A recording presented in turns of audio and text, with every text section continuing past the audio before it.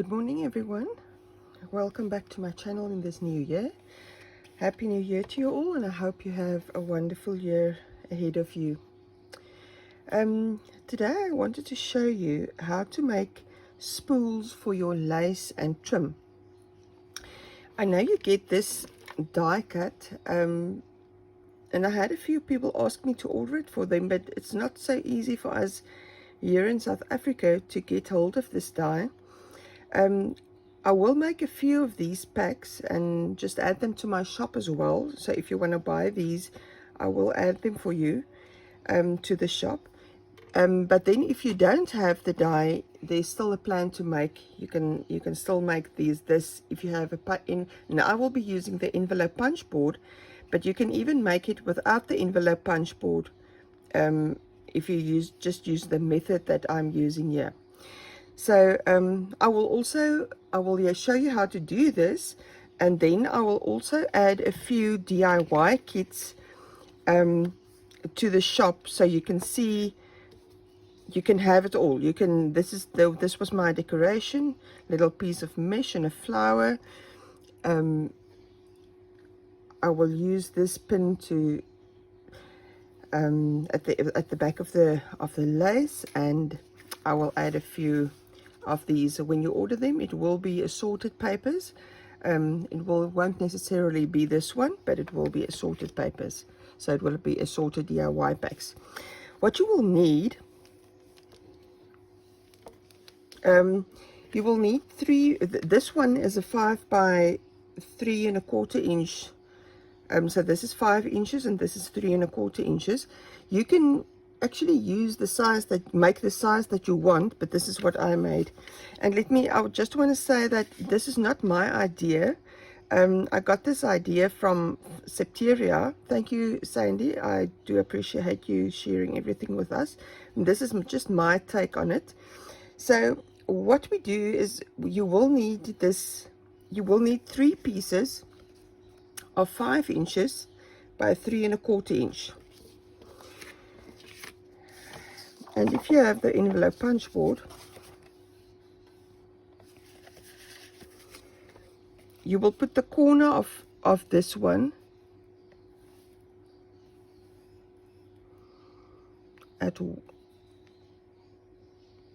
here at the 1 1/4 inch.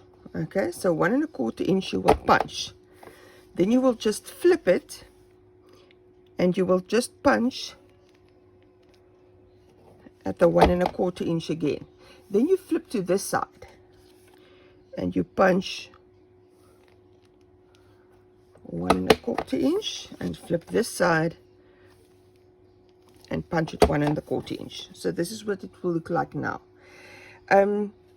This you will do for all 3 your pieces of paper.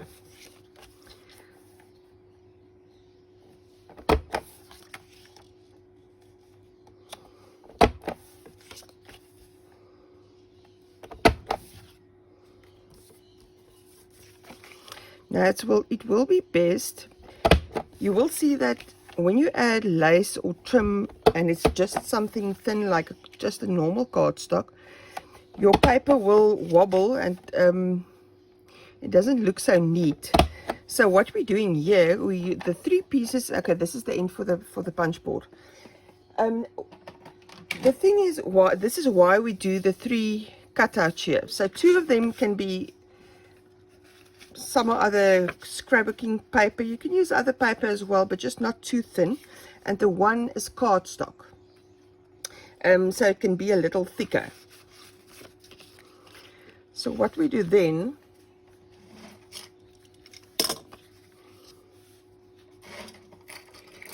now you've got to cut out the piece, the inner piece here, the one, if you look at this, you've got a notch here. You cut out this piece, so you've got the 2 end pieces. You can try this or do this with a trimmer as well. I just don't really want to cut on this thing now, so let me rather try. This is my board.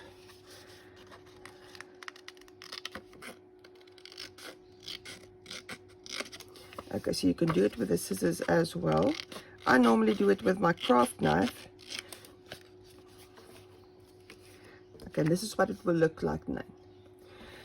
Okay, so the next thing that you do, now you can decide if you want these corners, do you want them square or do you want them rounded?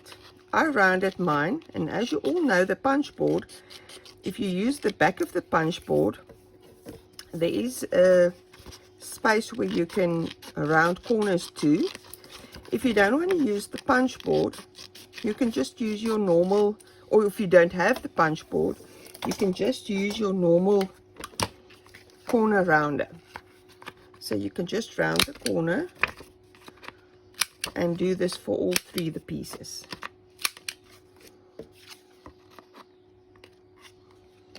This is a kind of thick, but this is what we want. You can use normal cardstock, as I said. You can even make more layers if you want. I just made these as mine. Mine was perfect with the two papers and the one cardstock, as it was a little heavy cardstock. Okay, so what I do now, you can just now glue them together with a cardstock in the middle, because you want the decorated side on the front, the pattern paper, and at the back. So now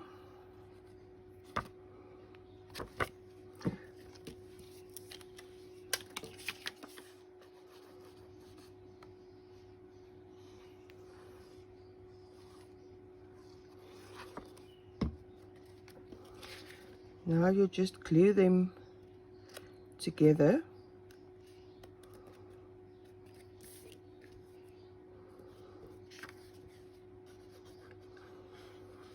If you don't want the rounded corners, you can just use it as is, and that will be okay as well. I use wet glue for this, so it's easy to move while it's still wet, because you have the three layers that you've got to attach to each other. All right.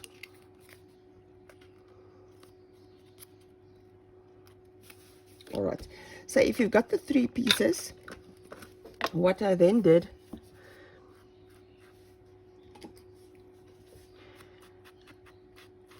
I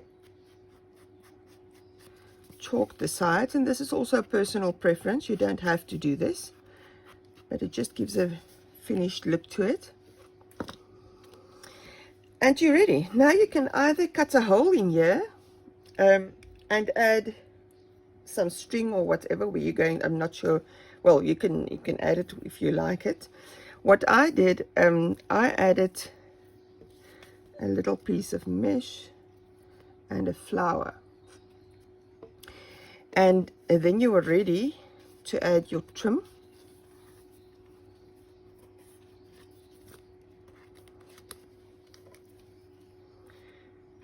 And just finish it off